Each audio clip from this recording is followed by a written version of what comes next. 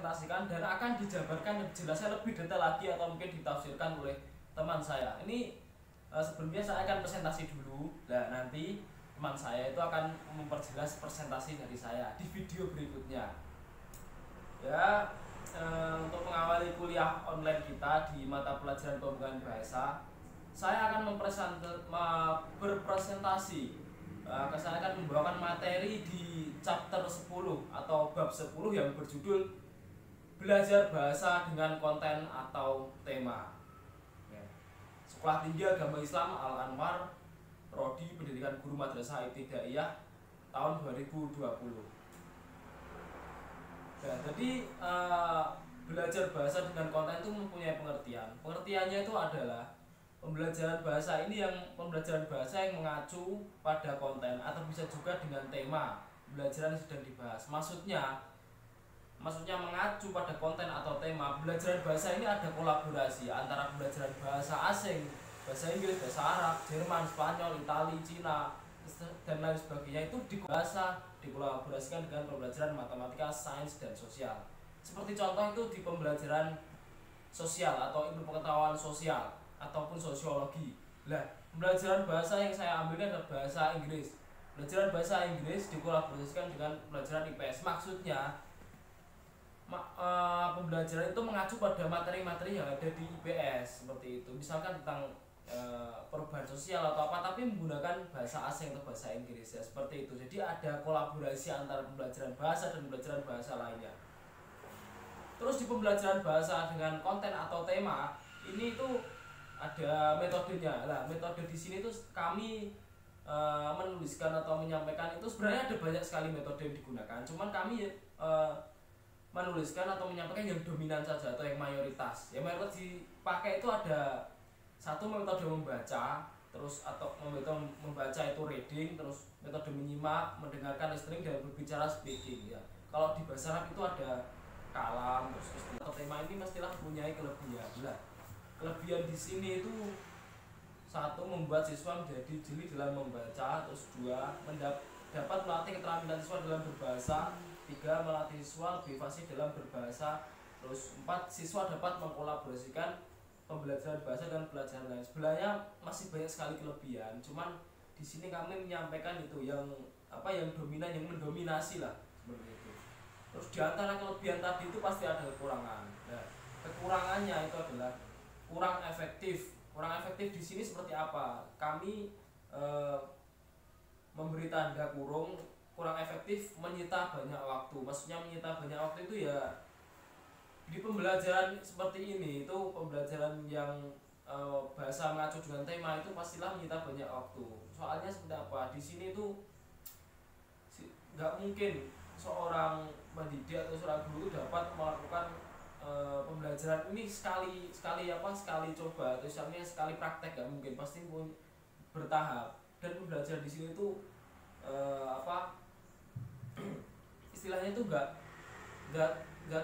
materinya itu enggak sedikit, banyak. Soalnya ada kolaborasi antara pembelajaran bahasa dan pembelajaran yang lain seperti itu. Jadi guru pun juga harus mempelajari nggak cuma pembelajaran bahasa saja, tapi juga harus mempelajari pembelajaran yang akan dikolaborasikan dengan pembelajaran bahasa. Bismillahirrahmanirrahim. Assalamualaikum warahmatullahi wabarakatuh. Ya,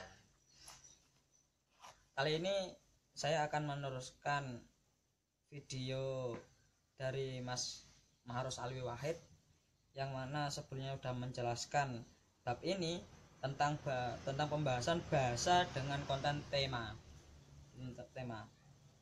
Langsung saja, nama saya Abdul Latif, NIM saya 2018-02-1225. Langsung kita maju ke pembahasan. Pengertian bahasa dengan konten adalah pembelajaran bahasa yang mengacu pada konten, atau bisa juga dengan tema pelajaran yang sedang dibahas. Nah, terus contohnya di sini adalah pembelajaran bahasa yang menggunakan konten atau tema itu mengampu dalam pembelajaran matematika, sains, dan sosial. Terus dalam pembelajaran ini ya intinya gimana sih apa sih konten dalam pembelajaran, yaitu intinya tuh gini, adalah mengkolaborasikan bahasa dengan pembelajaran. Maksudnya semisal kayak gini ya, pembelajaran yang ada pada sains, contoh IPS, materi yang disampaikan pembelajarannya adalah IPS materinya, tapi cara penyampaiannya kita kolaborasi dengan bahasa asing lah, dengan bahasa asing. Contoh kita menggunakan bahasa Inggris, tapi penyampaiannya menggunakan bahasa Inggris, tapi materinya tetap menggunakan materi IPS gitu. Udah. Ya, dalam chapter 10 ini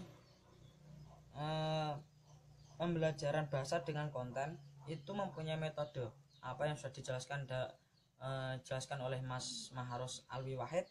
Metode apa saja yang digunakan? 1. Membaca, menyimak, mendengarkan, berbicara. Nah, segi metode itu semua kan sudah dijelaskan. Terus itu ada kelebihan dan kekurangan dalam penyampaian pembelajaran bahasa dengan konten. Kekurangannya kurang efektif. 1. Karena apa? Menyita banyak waktu. 2. Pembelajaran terlalu menonton karena tergantung pada pemateri. Terus 3. Membuat kegaduhan dalam kelas. Itu semua kekurangan dalam chapter 10 dengan pembahasan bahasa dengan konten. Terus kelebihan dalam chapter 10 ini dalam pembahasan bahasa konten itu membuat siswa menjadi jeli dalam membaca. Jadi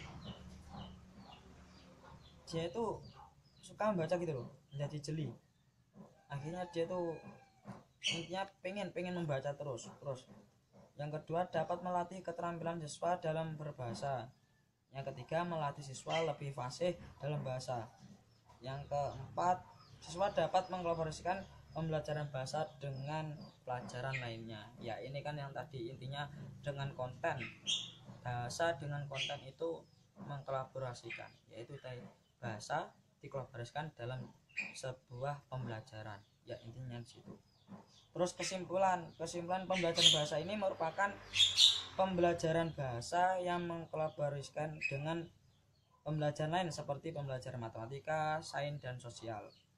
Pembelajaran bahasa ini memakai metode pembelajaran tadi sudah di atas.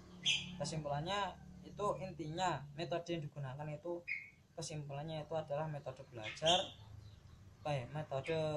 pembelajaran, yaitu metode yang digunakan adalah membaca, menyimak, mendengarkan, berbicara, dan dapat juga menggunakan metode lain seperti discovery, bermain peran, snowball crawling. Ya, cukup dari saya. Sekian. Assalamualaikum warahmatullahi wabarakatuh.